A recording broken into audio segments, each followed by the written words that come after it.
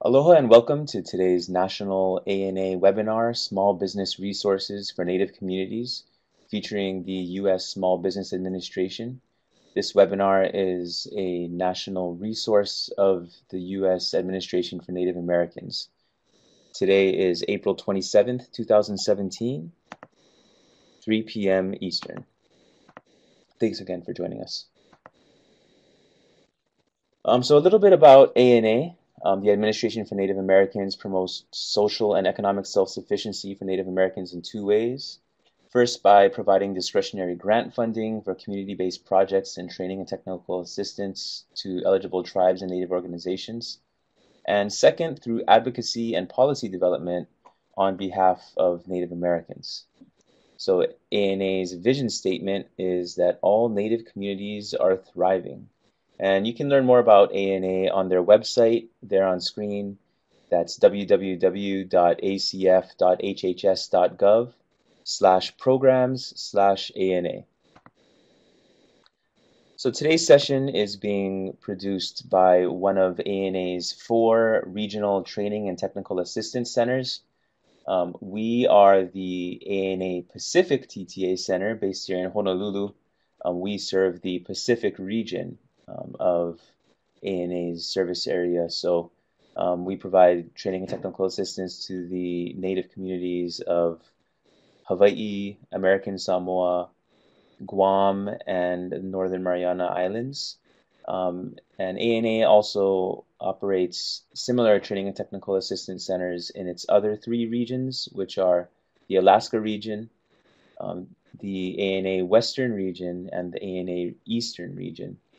Our website is up there on screen, anapacificbasin.org. You can visit that site to learn more about what we do and also to find archives of past webinars, including this one, which will be posted online in about a week. My name is Matthew Ng. I'm the Outreach and Technology Specialist here at the Pacific TTA Center, and that's me there on the right side of that photo there, along with the rest of our staff here. So we have a few objectives here for today's webinar. Next week is National Small Business Week, and so we thought that it would be good to highlight some small business resources available to Native organizations, and of course within the U.S. federal government, the Small Business Administration, or SBA, is the go-to source for that. And so we're happy to be able to feature Matthew Stevens from the SBA to share some more resources with us. We are also excited to be able to feature an ANA grantee, in this case Pine Ridge Chamber of Commerce, to share some strategies that they've been using to support small business development in their tribe, on their reservation, excuse me. And that will come up in the second half of today's session. And then we also have some other resources and funding opportunities at ANA that are also targeted on economic development and the support of small businesses in Native communities. So before we get started with Matt's presentation, I just wanted to point out a specific funding opportunity that you might want to think about if you're interested in small business development in Native communities. ANA's SEDS funding opportunity, or Social and Economic Development Strategies, promotes social and economic self-sufficiency in communities. These are competitive financial assistance grants that support locally determined projects designed to reduce or eliminate community problems and achieve community goals.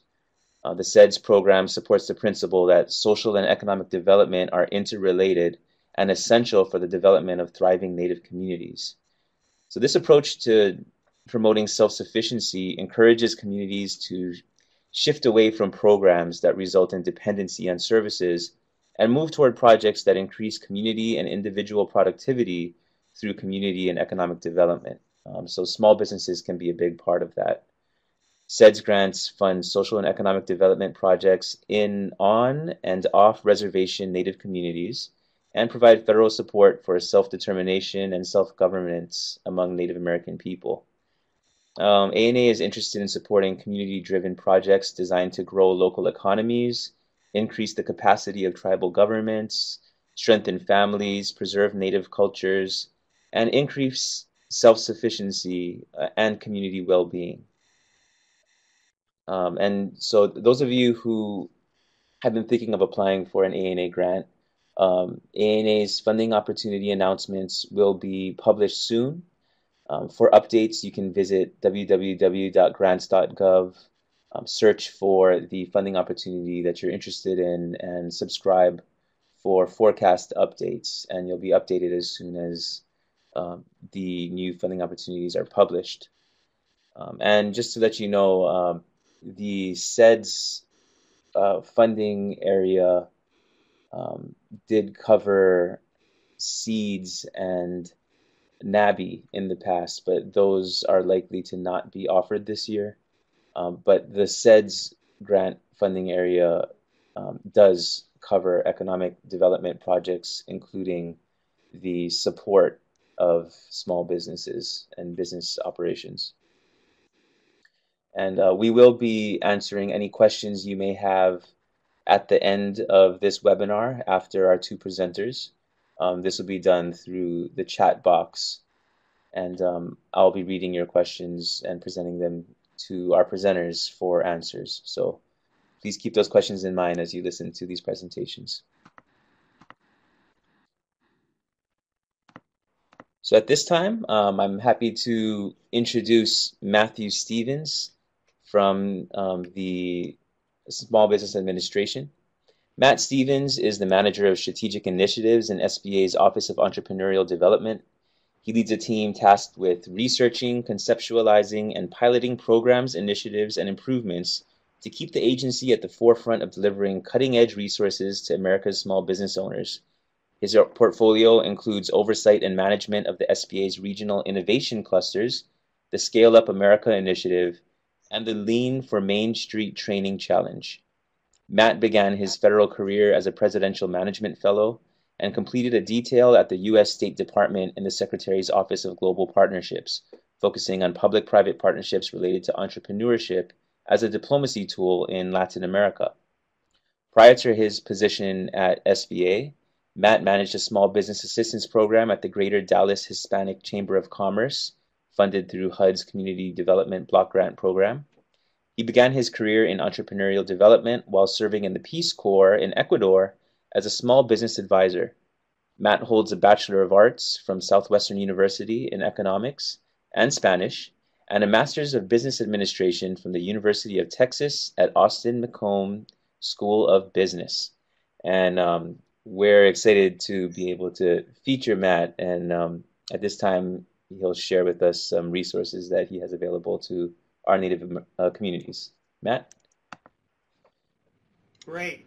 Well, Matt, thanks so much for that introduction, and it's a pleasure to be with you. I should say good morning, good afternoon, cover our bases because I know we have participants and ANA grantees that are joining us from all over the country. So it is a pleasure to be on here with you guys. And Matt mentioned it earlier, happy pre-National Small Business Week. So great that we are able to provide a little bit of information about small business resources from the U.S. Small Business Administration. So I know we have a great presentation today, not only from this end of the spectrum, but we're hearing from Ivan as far as the Pine Ridge Chamber of Commerce and how certain projects come to fruition when it comes to empowering entrepreneurs in Native American areas. So I hope you enjoy the presentation today. I've got a lot of slides to run through. I'll try to do that as quickly as I can and look forward to entertaining your questions at the end. So quickly, the things that we want to cover today, I want to give you an overview of the agency, describe what the mission and our strategic objectives are, a little bit about our structure, what our our 3 or 4 major functions as an agency are, how we pursue those goals, and then I want to make sure that we do emphasize some of the programs and resources that are available, not only to prospective ANA grantees, but folks who are aspiring small business owners in your regions. And so certainly we will also share our contact information when if you have questions after this presentation. So quickly, history of SBA. We were founded in 1953 during the Eisenhower administration. Of course, the mission is to strengthen the nation's economy through the strengthening of small businesses and small business owners. Really, we have 3 goals. One is to grow businesses and create jobs. We do that through a variety of ways. Sometimes it's staggering with the small agency that we are to learn of all the different services that we provide. But really, we do this through technical assistance, through access to capital, and then through helping small businesses gain access to federal contracts. Goal 2, we serve as the voice for small businesses. So we have an Office of Advocacy that is always looking at regulations, looking at the state of the small business, state of small businesses in the economy, and making recommendations on how regulations can be as fair as possible for small business concerns. And then goal 3, of course, is that we continue to strive to be the agency that is relevant, that is cutting edge, so that we continue to meet the needs of small businesses. And that's one of the main functions of my office or my team as a strategic initiatives unit. So we'll go into a little bit about that later. So as we ease in, I figured it'd be good to give you a few small business facts. So what is a small business? Typically the definition is it's a concern or an independent business with less than 500 employees. For you folks who have done some federal contracting in the past, that definition changes based on industry classification. Sometimes we look at revenue ranges instead of employee size when we're looking at setting aside contracts for small business owners. There are about 28 million small businesses in the U.S., and they are responsible for most of the employment across the country, 99.7%. Big stats here, small businesses are responsible for 63% of the net new private sector jobs, and those firms that do export, 98% of them are small businesses. So we're a driver of the U.S. economy.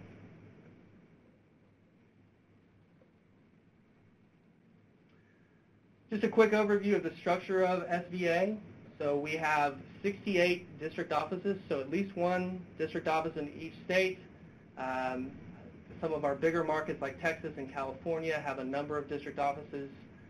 We have 10 different regions, and I understand a number of folks would be joining us or are joining us from Region 9, which is the Pacific, and also Region 10, which covers the Northwest and Arkansas. So thanks for being with us today. One thing that I want to make sure I highlight is I've included a link at the bottom. This is your friend. This is, if there's anything that I say today that is of utmost importance, make sure you go to SBA.gov and look at the local assistance page. That way you can plug in your zip code, your information, and you can get access to the all of the resources that are available to you, whether it's our district offices, our resource partners, which I'll talk about momentarily, or any other events that could help small businesses gain some more access to resources. So please do go to that. Okay, so the 3 major things that we do at SBA with regard to small businesses is our 3 C's. We're still saying that, right? Capital, contract, counseling. So we'll go into those. What I'd like to do is, with capital, contracting, and counseling, I'm just going to give you some brief examples of some resources that might be relevant to Native American-owned businesses. But a few stats. When it comes to capital, we are the nation's largest guarantor of small business loans. So you'll hear things like 7A business loans or 504. These are, I won't go into the semantics of that, but those are types of business loans that you can go to either a bigger bank or a community bank, and the advantage there is that the banking entity has the backing of SBA when it makes loans to a small business. So that way it reduces their risk. And so that is the main way that we provide access to capital to small businesses. But we'll go into a couple of other programs like our microlending program that is an instance where the agency provides direct funds to a lender, and then that lender gives small business loans out. But again, biggest lender, our biggest guarantor of loans in the country. Contracting, that's our second line. So we are making sure that small businesses, again, get access to the contracting opportunities that they deserve. In fact, there is a statute in place that says that 23% of all federal contracts, so the federal budget, 23% of those contracting opportunities should go to small business owners.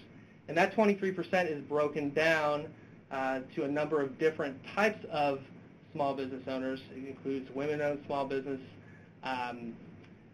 There are a few other ones as far as disadvantaged businesses, veteran-owned small businesses.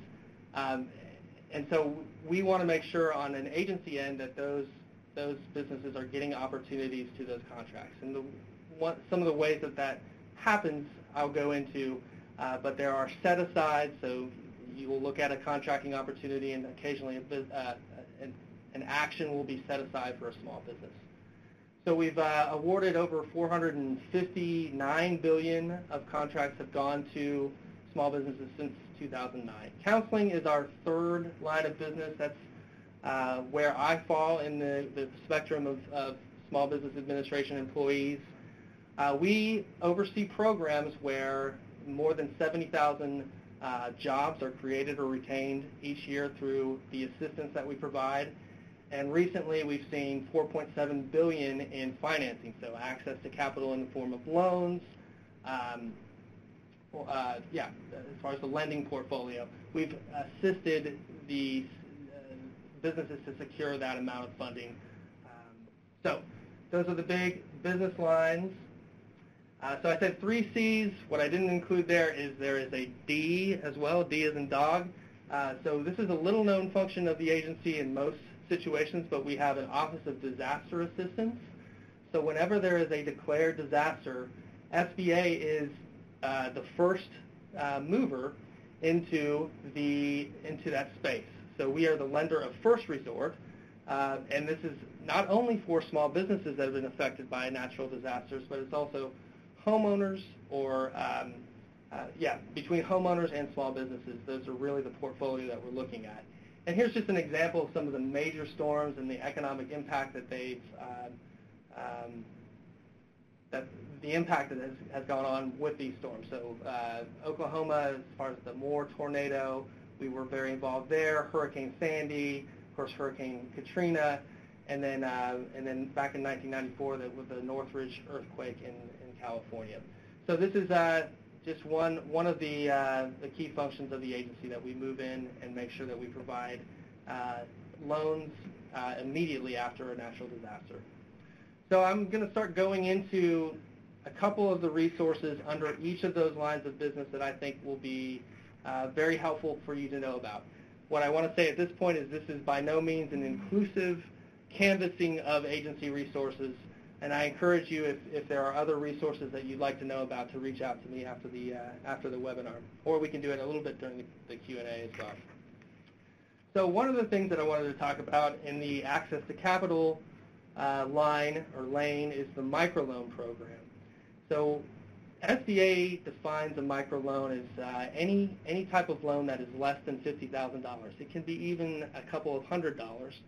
And the way that we work with lenders is there's an application process for you to be accepted, and SBA, as I mentioned before, is able to tranche funding to the microlender, and the microlender is then responsible for its own underwriting rules. And this is really the first line of capital for many small businesses. So again, small dollar loans can be used for a variety of things as far as purchasing of equipment, marketing expenses, rent, and I want to make sure that you also notice that in each of these pages there will be a link for you to have more information. So our microlenders are in all states across the country, and I want to make sure that is also, there's a page there that you can look at the directory of microlenders that are in your area.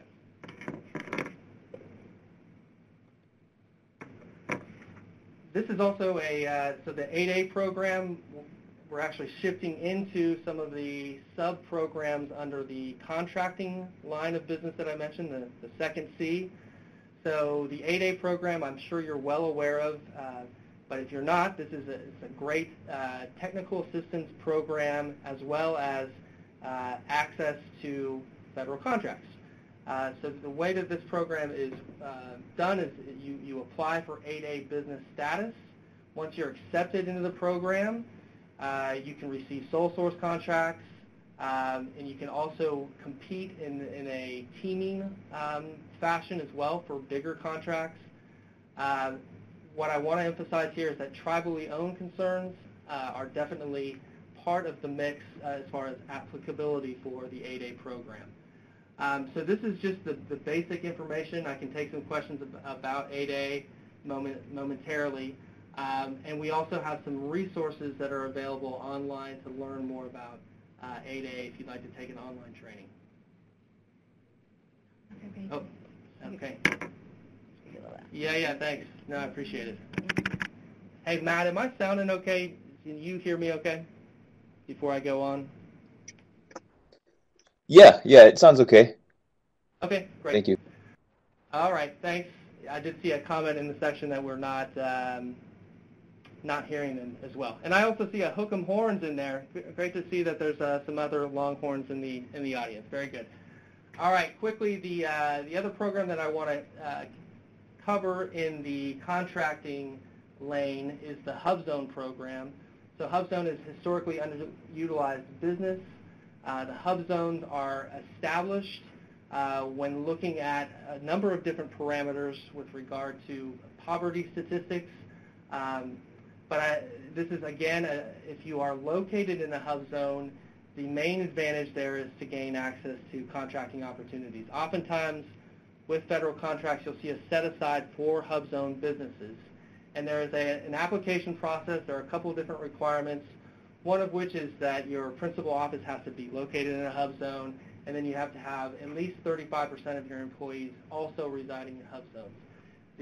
The importance here, the reason why I want to emphasize this is that oftentimes, or almost across the board, if a business is located in a tribal area, that is an automatic qualification for HUBZone certification. Of course, you have to meet all of those other parameters, but by virtue of being located in a Native American area, you can qualify for the HUBZone program. So something to consider there. And at this point, I just want to make sure that I acknowledge our own Office of Native American Affairs, and I appreciate the invitation to speak today.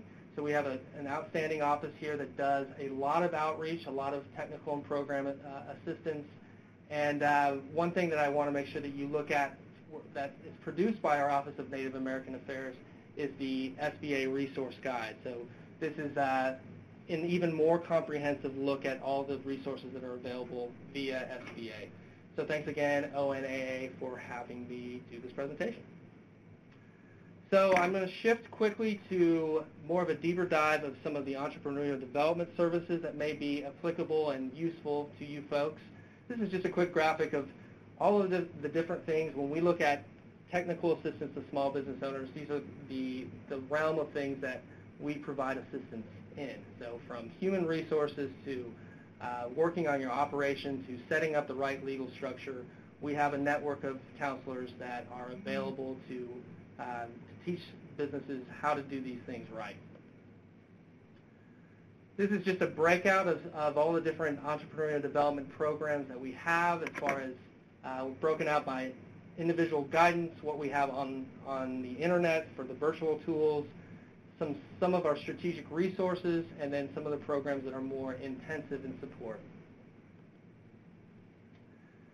So yeah, quickly, we do provide training in our Office of Entrepreneurial Development through our grantees to over 1.2 million entrepreneurs. And here are I just want to go quickly through the 3 core programs that our Office of Entrepreneurial Development oversees. One is the Small Business Development Centers. We have approximately 900 service sites across the country. Last year, we provided over 900,000 hours of training. Again, I mentioned at the beginning of the presentation, make sure you go to SBA.gov local assistance and you can find where your Small Business Development Center is. This is a great resource, so it's free assistance in most cases for entrepreneurs to sit down on a one-on-one basis to walk through many facets of getting a venture off of the ground. And I do see some questions coming in, and Matt, I know we'll entertain these later. I'm going to run through these slides, so participants, please be patient. I'll make sure that I address those questions. Women's Business Centers, we have over 100 across the country. They serve not only women, making sure that there's an emphasis also on underrepresented and underserved groups. Women's Business Centers provide a lot of great training. So I mentioned Small Business Development Centers are great for one-on-one counseling. Women's Business Centers often offer in-classroom training that's a number of weeks long. Great resources to, again, scale your business. And then lastly, we have SCORE, and SCORE is a network of 10,000 volunteer mentors. In most cases, these are folks that are retired from industry and are volunteering their time, but SCORE also has a number of folks that are currently employed and in different age demographics that are offering that support as well. And they do that on both a virtual basis and through our SCORE chapters. So we have a number of SCORE chapters across the country. SCORE.org is also a great resource, but again, if you use that local assistance page, you can find where your nearest SCORE chapter is. And then I'll finish with just a couple of different tools that might be more suited for folks that are interested in becoming ANA grantees. If you are a technical assistance provider, these are a couple of things that you can use if you're working directly with entrepreneurs. So one of these is the SBA Small Business Learning Center. Learning Center has a number of courses, and let me correct myself. The next 2 slides will be more available to technical assistance providers, so teaching you how to provide assistance to entrepreneurs. The Small Business Learning Center, the page that I'm on right now, actually has online courses that are available directly to entrepreneurs. And there are 3 courses that are available that emphasize Native-owned small businesses. One of which is the Small Business Primer, and that is done in conjunction with our Office of Native American Affairs. We also have a business guide for the 8A program for tribal enterprises, and we also have a business development growth for Native American businesses and communities. These are all located at that training website that you see on your screen.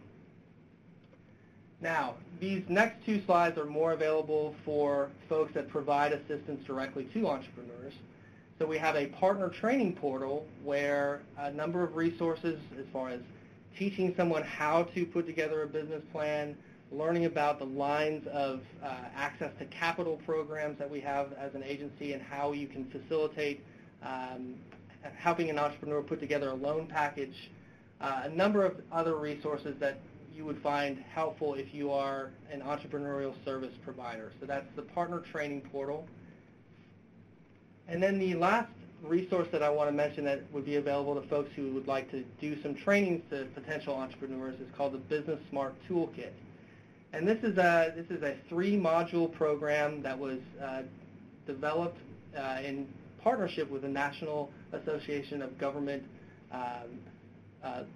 NAGL, National Association of Government Lenders, and it's kind of a concise way of equipping organizations that don't typically teach small business classes with some basic trainings, and it gives them a roadmap to plug business owners into the next step of resources that would be available to them if they're looking to grow. So this is how to teach the basics of entrepreneurship, how to become credit worthy, and then, as I just mentioned, how to find additional resources. So I will end there. I know that is a fire hose of information, and there's still plenty of other programs that I didn't mention, but I do want to thank Matt for the time again, and thank you for the participants for listening. I look forward to answering your questions. I'll turn it over to Matt.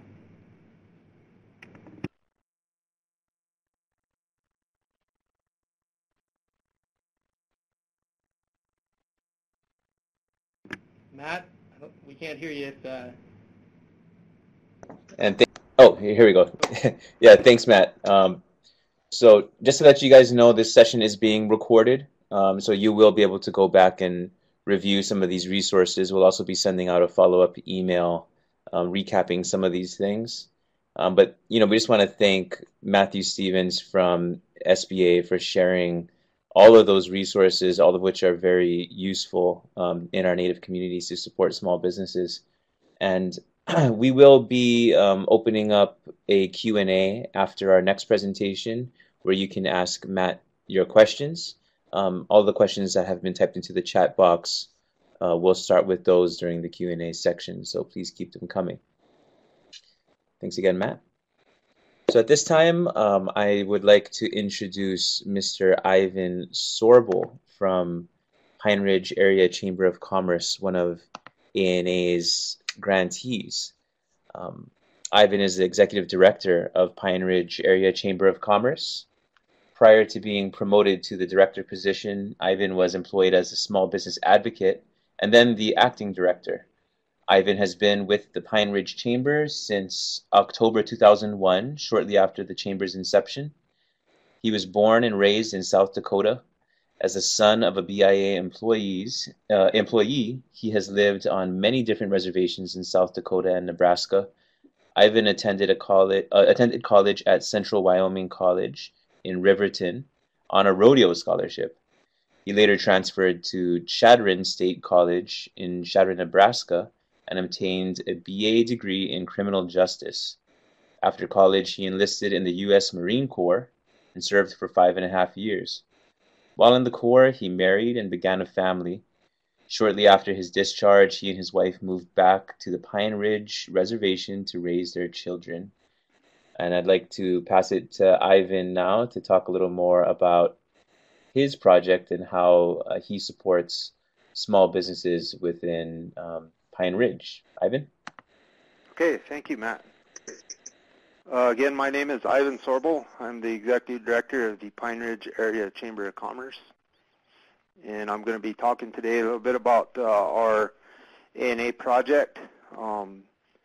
We are in our 4th year of a 5-year SEDS project, and the title is Oglala Adventures.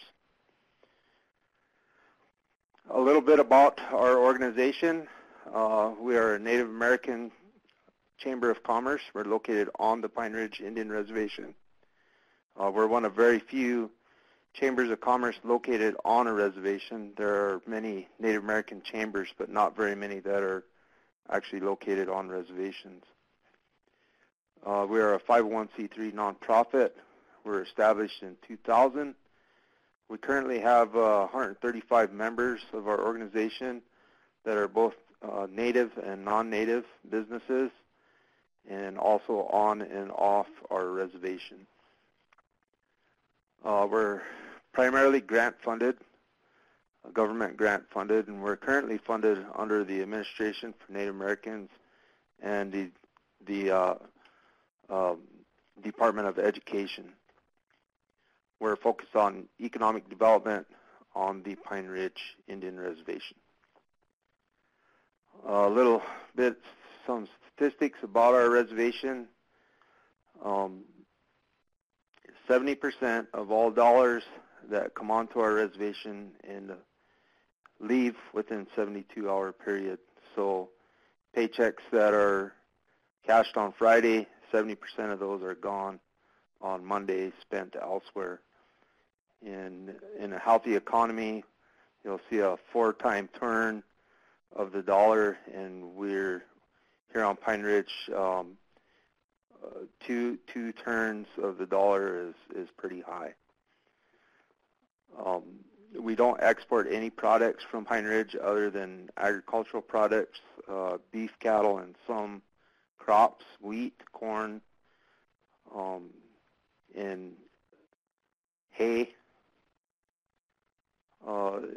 In our previous project, we've had a ANA project in the past, but we were looking at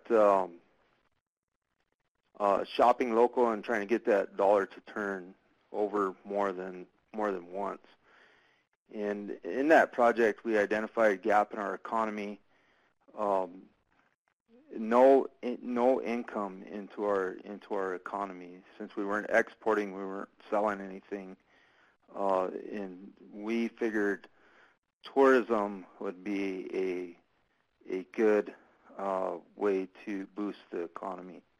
In South Dakota, tourism is the #2 economic driver, just behind agriculture.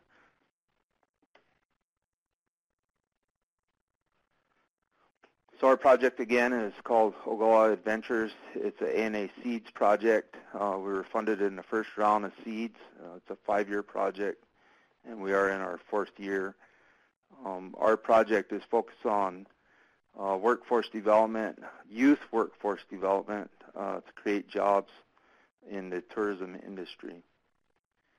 Pine Ridge, in the last decade, has had an emergence of tourism-related businesses. The picture there is of a motel.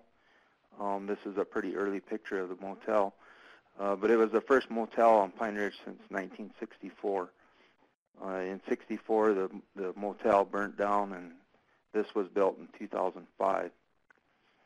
We also had a rebuild of our casino and added a 80-unit hotel in 2006, and we've seen franchises such as Pizza Hut, Subway, Taco John's move into the area, operated by tribal members.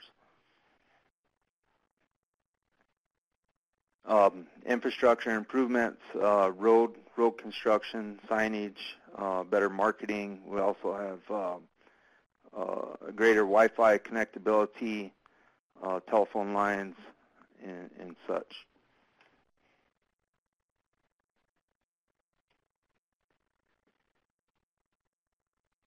Some more demographics. Pine Ridge is consistently quoted at somewhere around 60% unemployment rate. It's been quoted as high as 80%. We feel it's probably right around 40, which is still pretty high.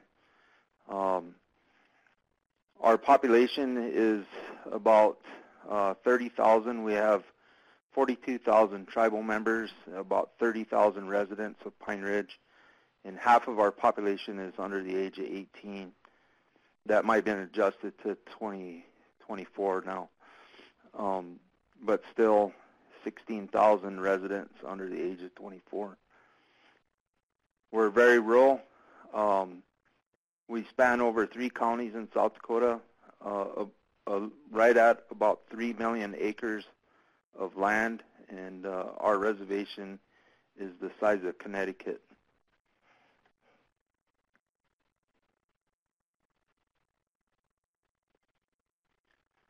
Our approach, workforce development, we had developed a curriculum, a workforce development training curriculum that we deliver to high school students. We're currently in 2 high schools on the reservation. There are 4 high schools total. We're in Little One School, which is in Kyle, South Dakota, right in the center of our reservation, and Crazy Horse High School, which is on the eastern side of our reservation. And right now we have 24 students attending that training. They're all seniors. They'll be graduating in a couple weeks here, and then we'll also offer a business camp at the end of May. We partner with the concessionaire at Badlands National Parks, Forever Resorts, and the business is Cedar Pass Lodge. They provide us with 9 jobs and more if needed. for our workforce training attendees to participate in during the tourism season. We also look for other businesses that are hiring for seasonal positions and internships, and any other avenue that we can think of to employ our youth.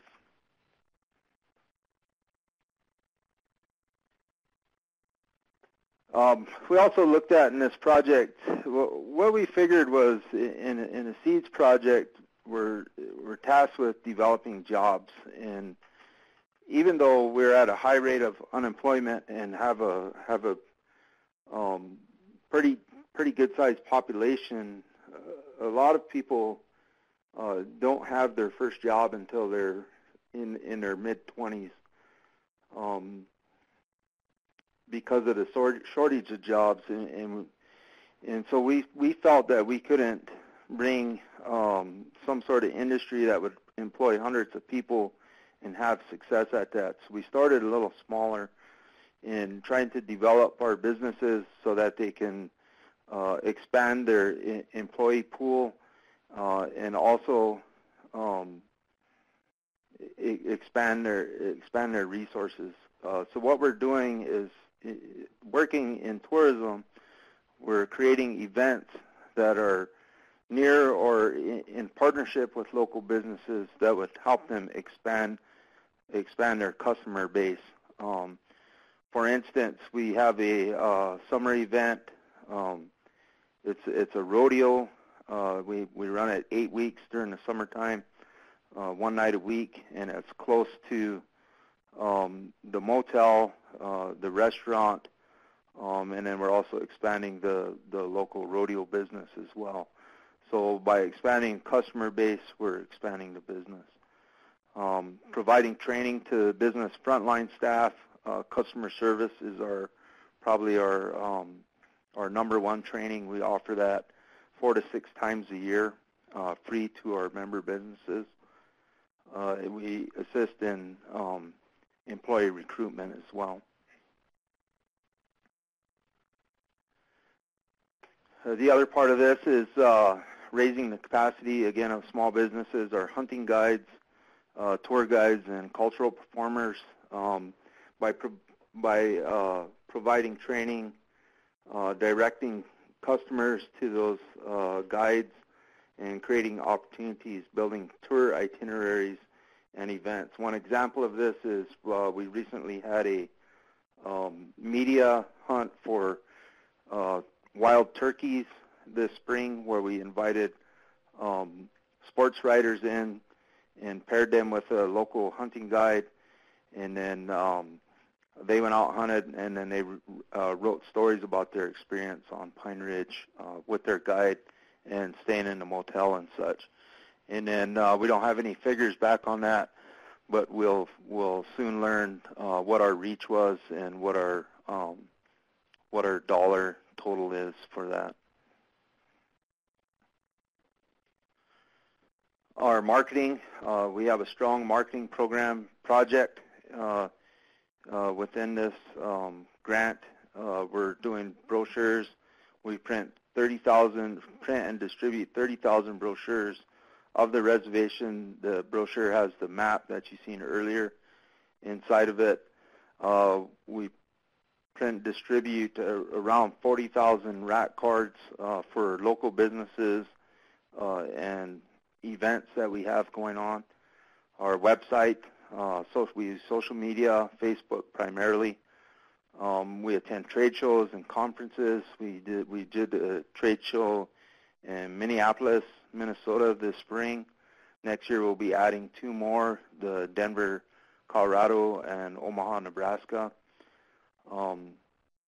Conferences, we do a couple of different tourism conferences where we market our businesses. We utilize association memberships through the Black Hills Badlands Tourism Association, which is located right here in western South Dakota, and also the American Indian Native Tourism Association. And through those associations, we take part in their cooperative advertising and marketing which we pay a portion. In other businesses, pay a portion, and that keeps the cost down.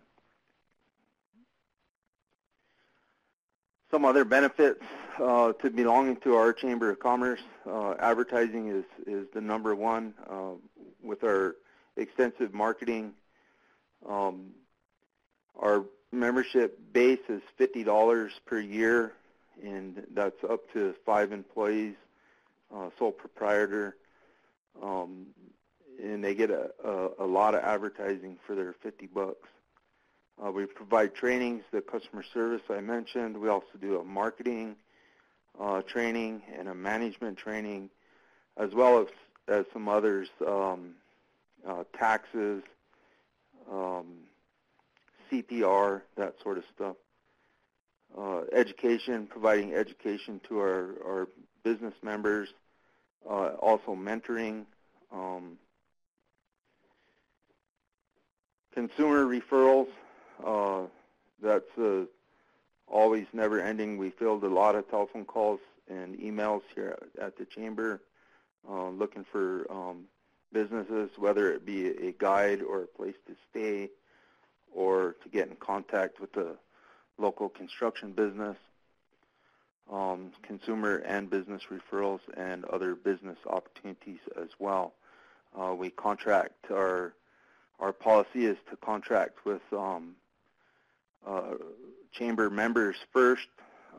They have the first option, so anytime we have any type of contracts that we let, we ensure that our Chamber members get the first shot at those. This is my contact information. We'll be doing questions. If you have any questions, we'll be answering those. And if you'd like to contact me, you can contact me at any way there on the screen. And that's all I got, Matt.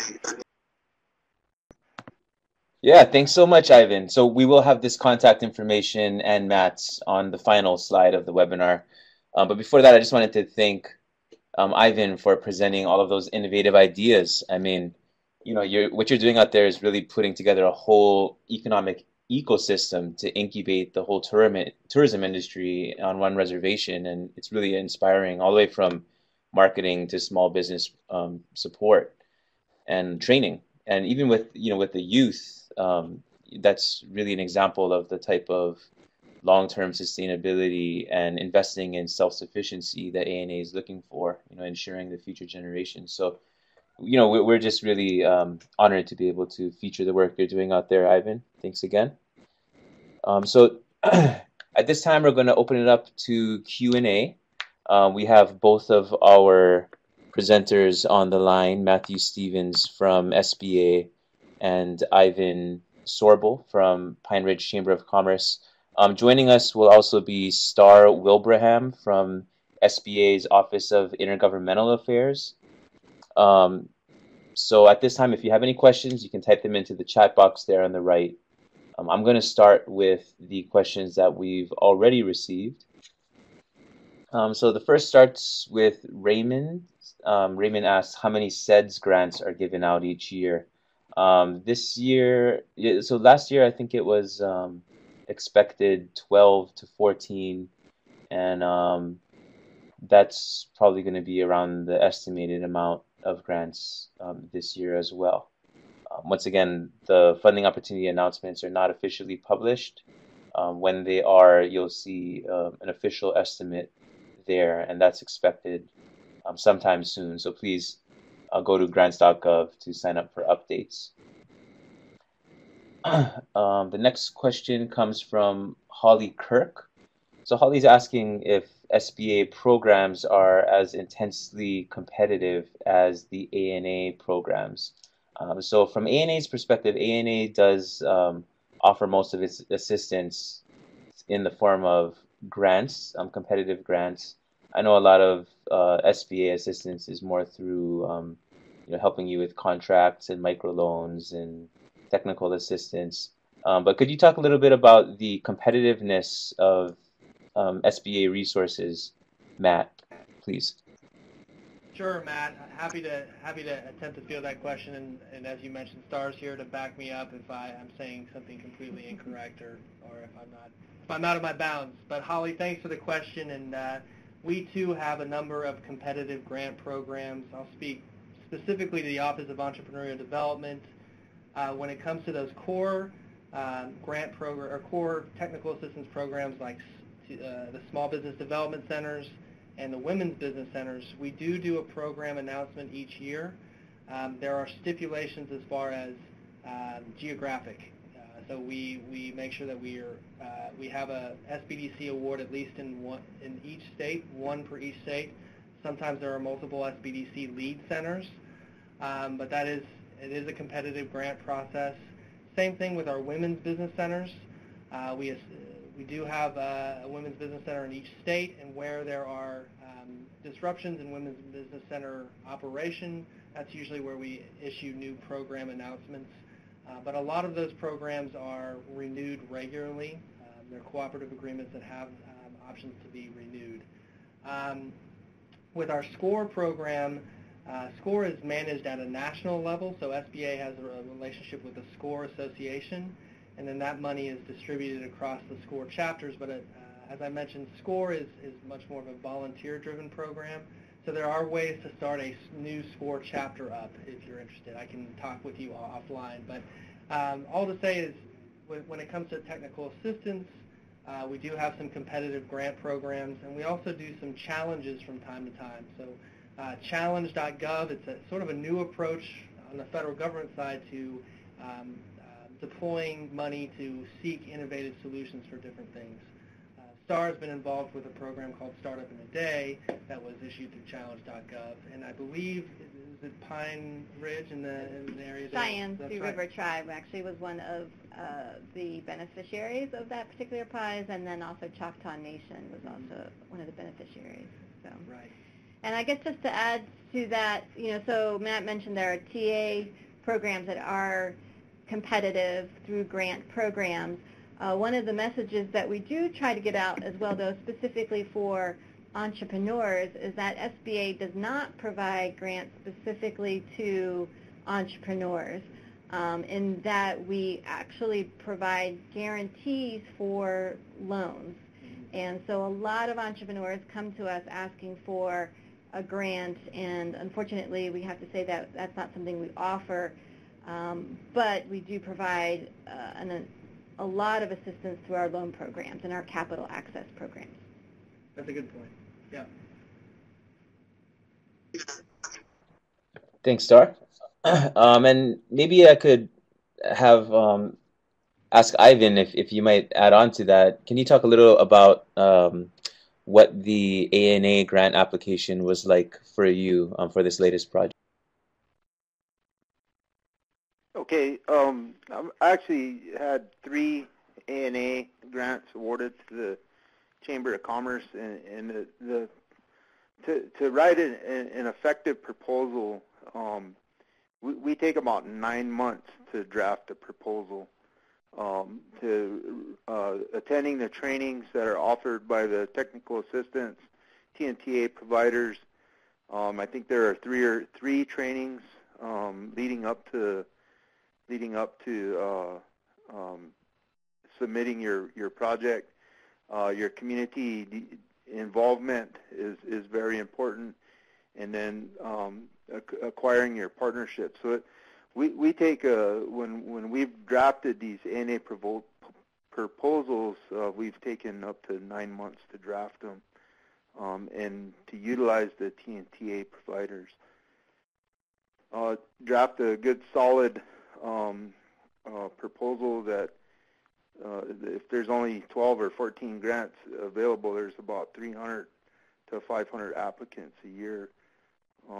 So you have to really be cognizant about what you're doing and who's going to be in support with you.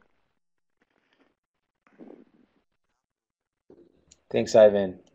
So the next question we have about a couple minutes left for Q&A. The next question, a quick one from Betty.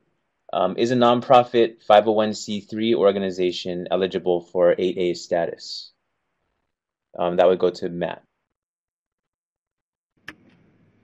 Yeah, Matt. So the question is, can a nonprofit be eligible for 8A status? So if you are a 501c3, you are not eligible, to my understanding, to be an 8A business. That program is specifically for-profit small business concerns. So that is the basic answer is no. You cannot be part of the 8A program as a 501c3. Thank you, Matt. But through our projects, nonprofits can certainly support the ecosystem in which for-profit small businesses operate, just like what Ivan's doing out there in Pine Ridge. Okay, another question we have: is there a process to be designated or certified as a hub zone? This comes from Catherine McCutcheon out in Samoa. And that will go. Great. Sorry, Matt. So yes, is there a process to be designated or certified as a hub zone? Yes, there's a very, very defined process. There's an application that you fill out. We typically have online functionality, and you can fill out your application online, and there's a number of documents that you have to submit along with your application for SBA to determine whether or not you're eligible to be a hub zone business. What I understand is that application process is not functional right now online because there's some adjustments to the HUBZone mapping tool, and there have been a little bit of some technical glitches. But if you do go to SBA.gov to the HUBZone page, there's a number of a list of the requirements, and then there is an application that you can download and fill out. Thank you, Matt. The next question comes from Betty as well. Will an SBA agency or maybe a technical assistance service be able to help us write a business plan?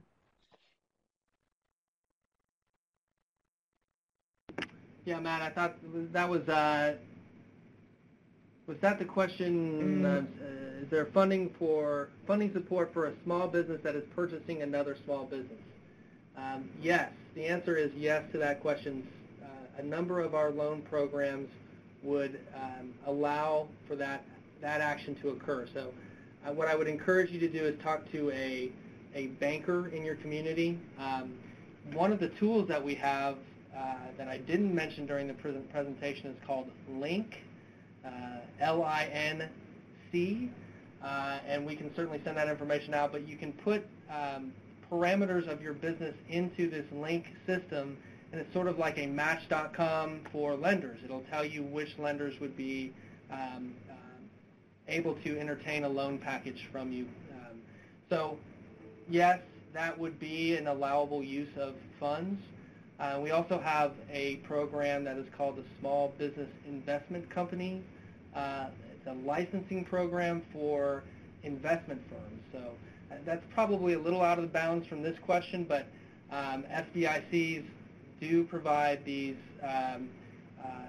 provide a debt mechanism to help augment investment funds, and oftentimes these investment funds are buying small businesses.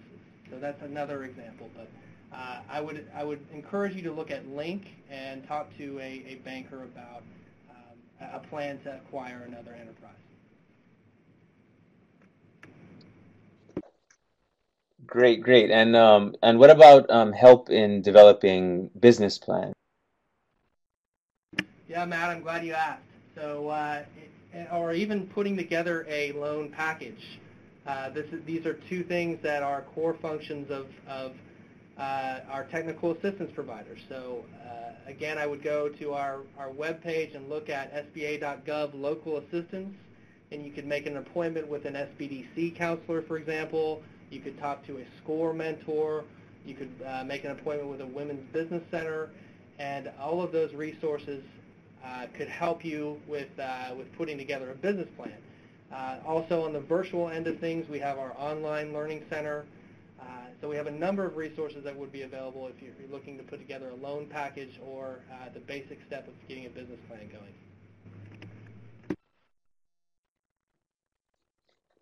Great, thanks. I have a question for Ivan.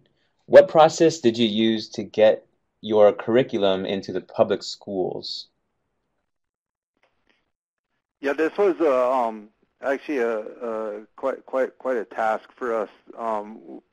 For the first 3 years of this project, we were unable to deliver our curriculum during school hours, so we used after-school programs and we used camps to do it. It wasn't until we were awarded a grant under the Department of Education, and where the 2 schools that we're in are actually partner schools under that grant. Even though Little One was a partner school under our ANA, we were unable to get in. So what we did is, through this new partnership, is we at Little Wound School, which is the larger of the 2, we were able to get an elective course, and we're piloting this spring, so it's only for seniors, and it's only one class a day, and we're only in there twice a week. And at Crazy Horse, we attach to an existing class. I believe it's a government class, a senior government class, that we come in and we deliver our curriculum during that time period. So it was quite challenging to get into the school day, but if you can create that partnership with your local school administration, it is possible. There's room for elective courses, especially for seniors. Great, thank you, Ivan. And we have time for one more question. So this one's going to be on microloans for Matt. And so we have a couple of questions asking for more information on microloans, specifically on writing your own underwriting rules, and if they can qualify for a re-lending program. Could you please address those? Sure, Matt. So with regard to the underwriting rules, yes, I did mention that it is very much up to the micro-lending intermediary to set the bounds of how they do the vetting and how they determine how to make those micro loans. So an example would be some micro-lenders have more tolerance for the lack of a way to collateralize the loan. So many microloans are made based on character. There may not be a lot of assets involved in a venture that's just getting off the ground, and so that is that's one area where a microlender can say, I don't need to have 100% collateral for the loan that I'm going to give. So if I'm looking at giving a $500 loan to a very small, I know, to get a website off the ground, and there isn't collateral involved, I can make that determination. So there are some parameters with the SBA Microloan Program of certain requirements when you're putting capital out the door, but you do have some discretion there. And with regard to whether you can become part of the Microloan Program, Wayne, I can certainly give you additional information. What I encourage you to do, yes, there is a process of becoming a micro lender, a microloan intermediary. That is on our webpage, and we can also make sure that you're connected to the right folks here at our headquarters office to walk you through the process.